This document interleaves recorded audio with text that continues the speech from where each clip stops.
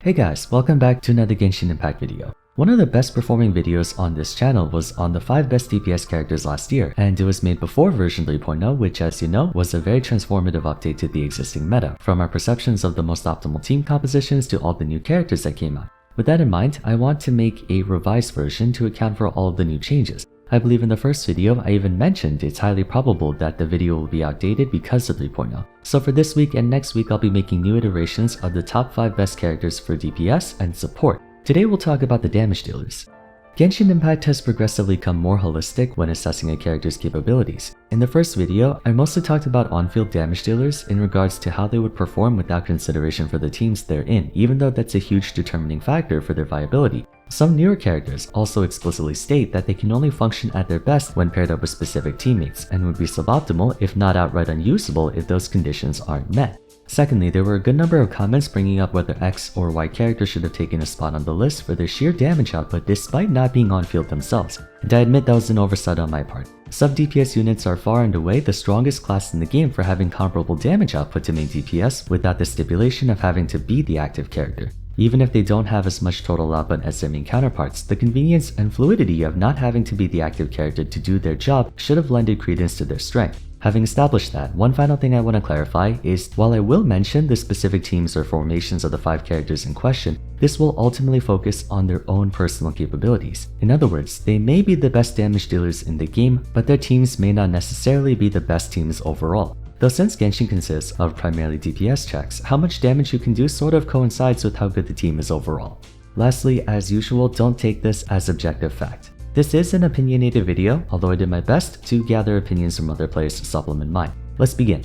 First on the list, and by the way, like my other top 5s, these are not ordered, we have Hu Tao. Based on her gameplay design, she should have by all accounts fallen off at this point. Not in terms of numbers and scaling, but for the sheer fact that Pyro as an element isn't keeping up with the changes in the meta all that well, and Hu Tao is the most emblematic Pyro character in Genshin as we know it. The reason she's still relevant has less to do with her and more to do with the new addition to Genshin that took an already strong combination to even greater heights. I say new, she came out a year ago.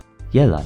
Thanks to Yelan and Xingqiu, Double Hydro has allowed Hu Tao to stay competitive with other meta-relevant comps. One could argue that Double Hydro, true to its name, deals more Hydro damage than Pyro, but Hu Tao is still the main target of this combination and can use it extremely well. Her elemental skill is still one of the most powerful skills in the game, amplifying her attack stat to levels others can only dream of. And her HP hyperscaling not only makes her quite durable, but makes it so HP artifacts are not a complete disappointment to get. Most of the time. The hallmark of Hu Tao to this day is her ease of use. With how complex some characters' abilities are getting, her simplicity in rotation and combos can be refreshing for players who want to just autopilot through the game. Simply load up Xingqiu and Yelan's bursts and do what you would normally do on Hu Tao. The only real downside to her is that she doesn't have 100% uptime like some other characters. Guide to Afterlife has a 9-second duration and 16-second cooldown, so you'll have to figure out something else in the interim. Granted, 9 seconds is usually enough to crash through whatever you're fighting, especially in tandem with Spirit Soother, but there is the possibility of missed timing, albeit a small one. Utility-wise, she's a pretty selfish character. Most of the time you'll be building your team around supporting her, which isn't a bad thing per se. She does give a small crit rate boost via one of her passives to the amount of 12%, which is definitely worth mentioning, but outside of that she doesn't offer anything of value to her team. Then again, she doesn't need to, she's the main damage dealer. All in all, a very solid 5-star that, while not as dominant as before, is still very powerful in her own right. Next up we have a new member, Yelan. This woman is broken. She's marketed as an off-field sub-DPS, but the amount of damage you can do with her skill and burst is outrageous. Easily one of the best characters in the game that's only become better over time. Depth Clearing Dice is effectively Xingqiu's Rain Cutter that trades defensive utility and a small bit of Hydro application for overwhelming power that has generous HP scaling. She can deal insane amounts of damage on her own, but being a Hydro unit and sub-DPS, it makes her an easy fit into virtually any team composition where you would need Hydro application. And not only that, but she is arguably one of the best passive talents in the game, Adapt with Ease, providing a gradual steady increase in damage from 1% at the start of its duration to 50% at the end, averaging around to I believe 30% all throughout. Unconditional damage increase to the active character. Anyone can make use of this. Yelan would have been a valuable asset to any team even if she didn't have this passive, but the fact that she can also augment the active character's own DPS to such an extent pushes her over the edge of being one of the few units who I'd wholeheartedly say is a must-have. Like Hu Tao, she doesn't exactly have 100% uptime as the cooldown of her ultimate is a bit longer than its duration, but this is made up for by lingering lifeline dealing massive damage by itself. And unlike Hu Tao, Yelan can somewhat alleviate her consistency issues via constellations. C1 can boost her DPS and energy regeneration, while C2 puts her Hydra application on a comparable level to Xingqiu, dealing 4 total attacks per wave instead of 3, consequently dealing more damage in the process. If you're ambitious enough to max out her constellation, then she can be a veritable on-field damage dealer by capitalizing on her empowered aim shot for huge bursts of damage. Is it worth the cost? Not really, but the option is there if you feel like it. Yelan was always a good character, but like other Hydra units, she was significantly buffed with the inclusion of Dendro. And though her Hydra application is generally not as good as her 4-star rival, she more than compensates by overshadowing him in DPS. Although seeing as how most players tend to run her and Xingqiu together, Hydra application will never be an issue. If I had to point at least one weakness, it would be her lack of utility outside of damage. But this is a video on the best damage dealers, and in terms of offensive utility, Yelan is one of the best. Another new addition to the list is Nilou, a character who at first came off as a gimmicky rogue strategy, but is now one of the strongest damage dealers the game has ever seen. If we're talking strictly raw power, Nilou is a living weapon of mass destruction.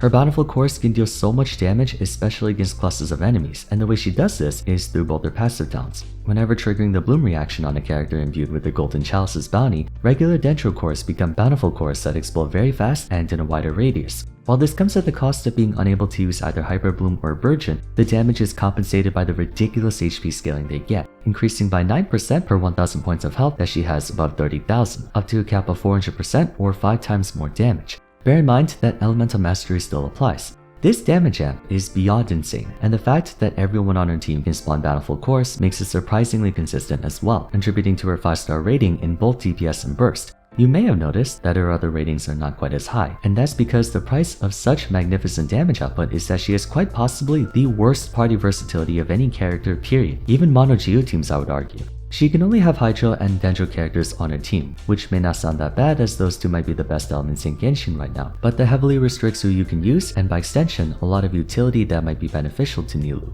For example, she can't take advantage of the useful crowd control provided by Anemo characters. You're also mandated to carry a healer on your team to offset the damage your own party will sustain from the Bountiful Cores exploding. So on top of your already stringent party limitations, you're almost obligated to have either Kokomi or Barbara lest you unintentionally kill your own teammates. However, all of these restrictions are honestly justified in my opinion because Nilou's damage is just so high that if she had access to every element in the game, she might be the best DPS unit in the game, period.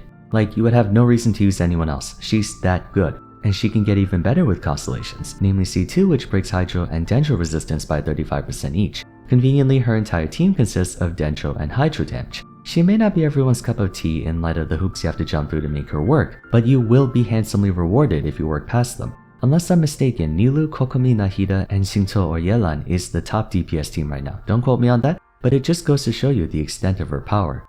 Moving on though, let's talk about our new favorite Archon, and if you disagree, I will summon the wrath of the Nahida fanbase upon you.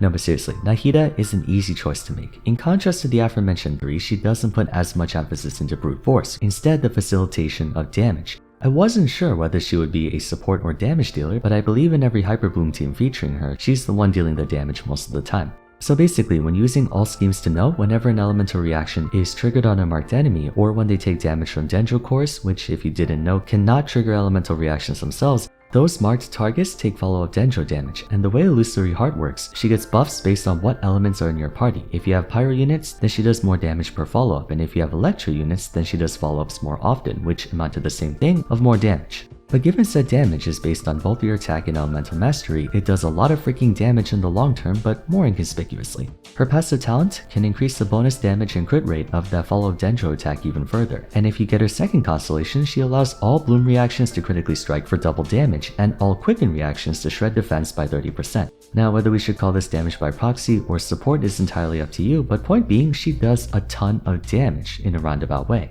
Contrary to Nilou, however, the elemental requisites on her ultimate are entirely optional. While they're certainly beneficial to have, it's based on a tally system, not exclusivity, allowing Nahida the freedom of having non-pyro, hydro, electro characters on her team. And while we're on the subject of synergy, Nahida isn't on the same level as Yelan in my opinion because you ultimately are restricted to just Dendro reactions, but she has variety in selection. The real selling point about her is that she has infinite uptime and is one of the easiest characters to use in the game, bar none. I'm not exaggerating, you cannot mess up on Nahida even if you try. This character is straight up baby proof. While other units may have one or two things that can affect your DPS, Nahida without question has none of these. Her equal combination of damage and support make her one of the best units in the game overall, not just in damage, and would be the best unit in the game period if Shinto didn't exist. I said this before and I'll say it again. Nahida has no weakness. Any possible shortcoming you can think of is probably negligible.